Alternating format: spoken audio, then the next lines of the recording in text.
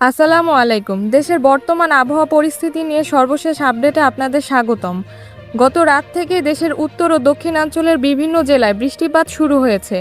আজ সন্ধ্যা নাগাদ এই বৃষ্টির পরিধি আরও বাড়তে পারে বলে জানিয়েছে আবহাওয়া অফিস। আজ ও আগামীকালের আবহাওয়া কেমন থাকতে পারে এ বিষয়ে কী বলছেন আবহাওয়া অধিদপ্তর জানিয়ে দিব সম্পূর্ণ বিস্তারিত ভিডিওতে সঙ্গে থাকুন। আর আপনি কোন জেলা থেকে আমাদের ভিডিওটি দেখছেন তা কমেন্ট করে জানাতে পারেন। আর সবার আগে সবার প্রথম সঠিক আবহাওয়ার খবর জানতে আমাদের চ্যানেলটিকে সাবস্ক্রাইব করে রাখুন। এবার জেনে নিন এক নজরে।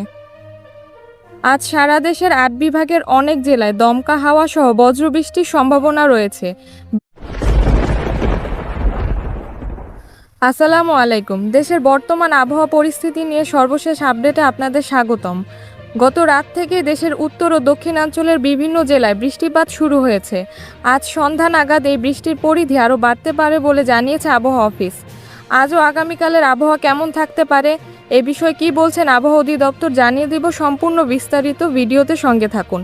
আর আপনি কোন জেলা থেকে আমাদের ভিডিওটি দেখছেন তা কমেন্ট করে জানাতে পারেন।